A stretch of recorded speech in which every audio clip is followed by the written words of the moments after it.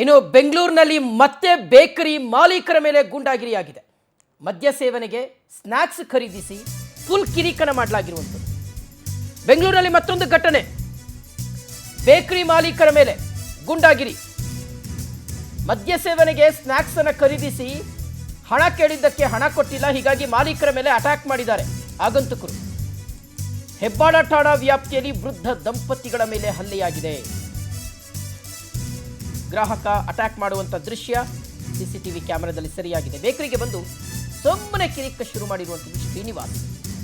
Snacks ತಗೊಂಡು ಹಣ ಕೊಡದೆ ಸತಾಯಿಸಿದ್ದಾನೆ, ದುಡ್ಡು ಕೇಳಿದ್ದಕ್ಕೆ ಹಲ್ಲೆ ಮಾಡಿದ್ದಾನೆ. ಇದು ಬೆಂಗಳೂರಿನಲ್ಲಿ ನಡೆದಿರ್ತಕ್ಕಂಥ ಘಟನೆ.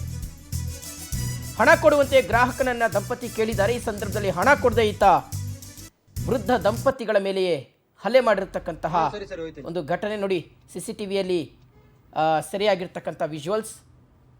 ಇದು ಪದೇ ಪದೇ ಬೆಂಗಳೂರಿನಲ್ಲಿ ನಡೀತಾನೆ ಇದೆ ವೀಕ್ಷಕರು. ಇದು ಒಂದು ಇನ್ಸಿಡೆಂಟ್ ಅಲ್ಲ, ಸುಮಾರು ಸಲ ಇದೇ ರೀತಿಯಾದಂತಹ ಘಟನೆಗಳು ಬೆಂಗಳೂರಿನಲ್ಲಿ ಮರುಕಳಿಸ್ತಾನೆ ಇದೆ. ಬೇಕರಿಗೆ ಬರೋದು, ಇಷ್ಟ ಬಂದಿದ್ದು ತಿನ್ನೋದು, ದುಡ್ಡು ಕೇಳಿದ್ರೆ ದುಡ್ಡು ಕೊಡಲ್ಲ. ಮಾಲೀಕರು ಅಥವಾ ಅಲ್ಲಿ ಬೇಕರಿಯಲ್ಲಿ ಯಾರು ಕೆಲಸ ಮಾಡ್ತಿದ್ದಾರೋ ಅವ್ರ ಮೇಲೆ ಗೂಂಡಾಗಿರಿಯನ್ನು ಪ್ರದರ್ಶನ ಮಾಡೋದು ಬರೀ ಇದೆ. ಪೊಲೀಸರು ಏನು ಮಾಡ್ತಾ ಇದ್ದಾರೆ ಖಂಡಿತವಾಗ್ಲೂ ಗೊತ್ತಾಗ್ತಾ ಇಲ್ಲ. ಒಂದು ಸಲ ಇಂಥ ಪ್ರಕರಣಕ್ಕೆ ತಾರ್ಕಿಕ ಅಂತ್ಯ ಕೊಟ್ಟರೆ, ಅಂಥ ಆಗಂತುಕರಿಗೆ ಸರಿಯಾಗಿ ಬುದ್ಧಿ ಕಲಿಸಿದ್ರೆ ಮತ್ತೆ ಈ ರೀತಿಯಾದಂಥ ಪ್ರಕರಣಗಳು ಬೆಂಗಳೂರಿನಲ್ಲಿ ಮರುಕಳಿಸೋದಿಲ್ಲ. ಸುಮಾರು ಒಂದೂವರೆ ವರ್ಷಗಳಿಂದ ಒಂದು 2ರಿಂದ 3ನೇ ಪ್ರಕರಣ ಇದು ಅಂತ ಅನ್ನಿಸ್ತಾ ಇದೆ. 2ರಿಂದ 3 ಪ್ರಕರಣ ದಾಖಲಾಗಿದೆ ಈ ರೀತಿಯಾಗಿ. ಕುಡಿದು ಬರೋದು, ಇಲ್ಲ ಕುಡಿಯೋದಕ್ಕೆ ಸ್ನ್ಯಾಕ್ಸೋ ಅಥವಾ ಬೇಕ್ರಿನಲ್ಲಿ ಏನಾದರೂ ಸಿಗುತ್ತೇನೋ ಸಿಗರೇಟೋ ಅದೋ ಇದೋ ಈಸ್ಕೊಳ್ಳೋದು, ದುಡ್ಡು ಕೇಳಿದ್ರೆ ದುಡ್ಡು ಕೊಡಲ್ಲ. ಮಾಲೀಕರು ಸ್ವಲ್ಪ ಜೋರಾಗಿ ಮಾತಾಡ್ತಾರೆ, ಆಗ ಮಾಲೀಕರನ್ನೇ ಹಿಡ್ಕೊಂಡು ಹೊಡೆಯೋದು. ಕೈಯಲ್ಲಿ ಏನಾದರೂ ಮಾರಕಾಸ್ತ್ರ ಇದ್ದರೆ ಅಥವಾ ಬೇರೆ ಏನಾದರೂ ವಸ್ತುಗಳಿದ್ದರೆ ಅದನ್ನೇ ಬೀಸಿಬಿಡೋದು, ಅಥವಾ ಬೇಕ್ರಿಯಲ್ಲಿ ಏನಾದರೂ ಇಟ್ಟಿದ್ರೆ ಅದನ್ನೆಲ್ಲ ತೆಗೆದು ಬಿಸಾಕಿ ಚೆಲ್ಲಾಪಿಲ್ಲಿಯನ್ನಾಗಿ ಮಾಡೋದು.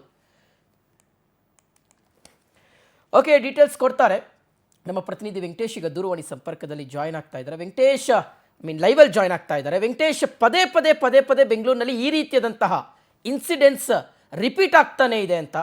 ಸೊ ಈಗ ಈ CCTV ದೃಶ್ಯಾವಳಿಯನ್ನು ಆಧರಿಸಿ ಆ ಆಗಂತುಕರನ್ನು ಅರೆಸ್ಟ್ ಮಾಡಲಾಗಿದೆಯಾ ಹೇಗೆ ಅಂತ?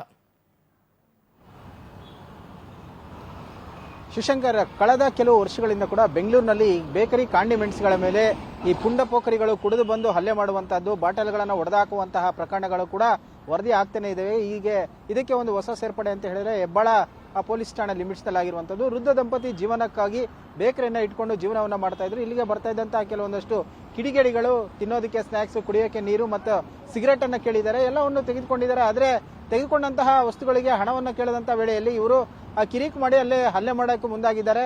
ಇಲ್ಲಿದ್ದಂಥ ವೃದ್ಧ ದಂಪತಿಯು ಕೂಡ ಅಳಲನ್ನು ತೋಡ್ಕೊಳ್ತಾ ಇದ್ದಾರೆ. ಇಲ್ಲಿಗೆ ಬರುವಂತಹ ಸಾಮಾನ್ಯವಾದ ಗ್ರಾಹಕರು ಹಣ ಕೊಟ್ಟು ಹೋಗ್ತಾರೆ. ಇಂತಹ ಕೆಲವು ಕಿಡಿಗೇಡಿಗಳು ಬಂದು ತೊಂದರೆಯನ್ನು ಕೊಡ್ತಾರೆ, ವ್ಯಾಪಾರ ಮಾಡೋದಕ್ಕೂ ಕೂಡ ಬಿಡಲ್ಲ. ಇದನ್ನೇ ನಂಬಿ ನಾವು ಜೀವನವನ್ನು ಮಾಡ್ತಾ ಇದ್ದೀವಿ. ಈ ರೀತಿ ಆದಂತಹ ತೊಂದರೆ ಆದರೆ ನಾವು ಹೇಗೆ ಜೀವನ ಮಾಡಬೇಕು, ಬಾಡಿಗೆ ಕಟ್ಟಬೇಕು ಅಂತ ಹೇಳಿ ಅಳಲನ್ನು ತೋಡ್ಕೊಳ್ತಾ ಇದ್ದಾರೆ. ಸದ್ಯ ಈ ಘಟನೆಗೆ ಸಂಬಂಧಪಟ್ಟಂತೆ ಏನು CCTVಗಳಲ್ಲಿ ಸರಿಯಾಗಿರುವಂತಹ ದೃಶ್ಯಗಳ ಆಧಾರದ ಮೇಲೆ ಆರೋಪಿಗಳನ್ನ ಪತ್ತೆ ಹಚ್ಚಿ ಅವರಿಗೆ ಒಂದು ಶಿಕ್ಷೆಯನ್ನು ಕೊಡಿಸಬೇಕು.